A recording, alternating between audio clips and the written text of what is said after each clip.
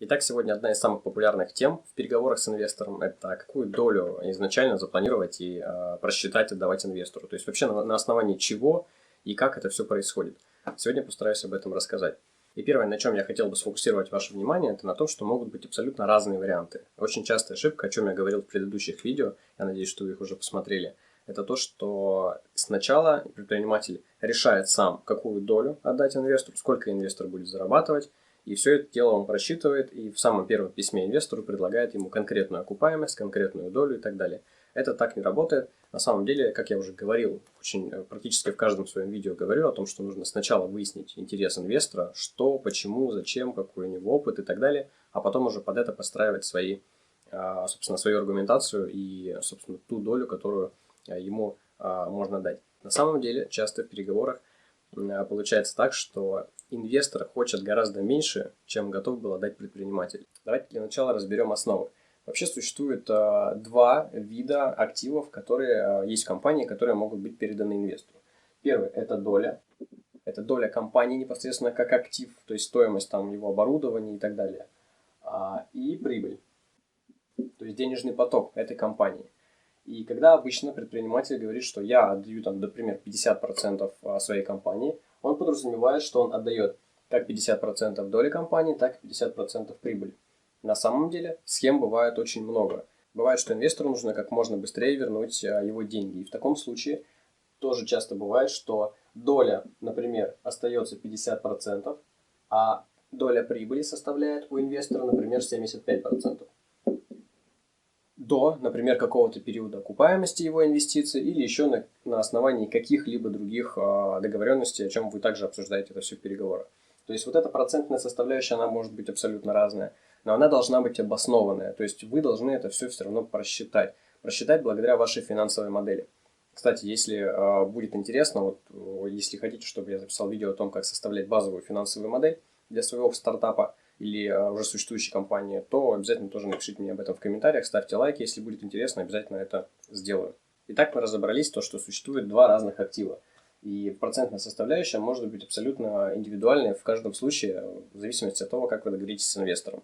На практике, чаще всего, один из самых справедливых вариантов на рынке, то, что происходит в данный момент, и то, как я, например, работаю, заключается в том, что если инвестор, например, вносит 100% от суммы, которая необходима для запуска бизнеса, а предприниматель тратит это время, предприниматель тратит 100% времени, то есть инвестор здесь не участвует вообще никак в бизнес-процессе компании, а предприниматель вообще не вкладывается деньгами. В таком случае доля обычно делится пополам, то есть 50 на 50. Если же вы в переговорах, на встречах с инвестором определили то, что инвестор, например, дополнительно дает какие-то еще ресурсы или тратит свое время, или как-то еще участвует в бизнесе, соответственно, и при этом, если он вкладывает сюда все деньги, то его доля может быть увеличена, пропорционально каким-то KPI, которые здесь будут проставлены. Это все тоже индивидуально, но я хочу обратить ваше внимание на саму суть, как обычно это происходит, как это обычно делаю я. Бывают немного другие случаи, да, бывает, что предприниматель затратил там 50%, инвестор вкладывает 50%, и при этом предприниматель еще 100% участвует в бизнесе, инвестор не участвует. В таком случае тоже уже можно обсуждать на основании вот такой схемы с инвестором, можно прям ему это нарисовать и этим аргументировать, что, собственно, давай вот будем обсуждать с тобой процент адекватно, максимально справедливо.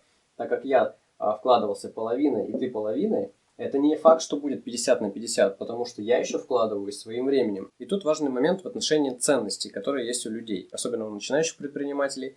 Деньги стоят на первом месте, и поэтому они считают, что раз инвестор вкладывает 100% денег или больше денег, чем предприниматель, то он как бы круче, лучше, важнее и должен больше получать прибыль. На самом деле это не так, потому что по факту, если мы, опять же, обратимся ко всем книгам или к интервью успешных предпринимателей, успешных людей, они все вам скажут, что время гораздо ценнее, чем деньги. Именно поэтому инвестор обладает свободными средствами для инвестирования, потому что он экономит свое время, потому что он хочет, чтобы деньги работали на него, и он не затрачивал время.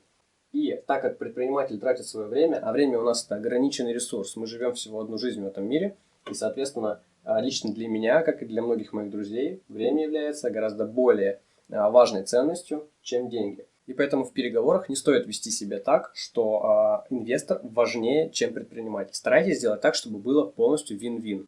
Ну и старайтесь не уменьшать ценность самого себя, потому что когда вы завершите сделку и начнется уже дальнейшая работа с инвестором, о чем я буду тоже записывать отдельное видео, именно тогда могут начаться различные проблемы.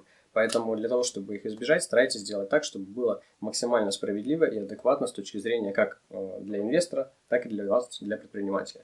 У меня частенько бывают случаи в переговорах с инвесторами, когда они хотят там 90 или 99% доли и прибыли компании и хотят такие условия создать, чтобы предприниматель просто на них работал и при этом не имея никаких прав, чтобы он мог просто их в любой момент убрать, если не понравится. Конечно, это абсолютно неправильная стратегия для инвестирования. Это часто не очень успешные инвесторы. Ну и для того, чтобы вот вам не сталкиваться с подобными ситуациями, опять же, изначально все продумайте, составьте аватар инвестора, о чем я в предыдущих видео также говорил, и поймите, какой инвестор вам действительно нужен, с кем вам будет приятнее работать после. Ну что ж, я надеюсь, самую основную мысль, которую я хотел донести, я донес. И если у вас возникают еще вопросы по этой теме, обязательно пишите комментарии, оставляйте лайки. И до встречи в новых видео. Пока.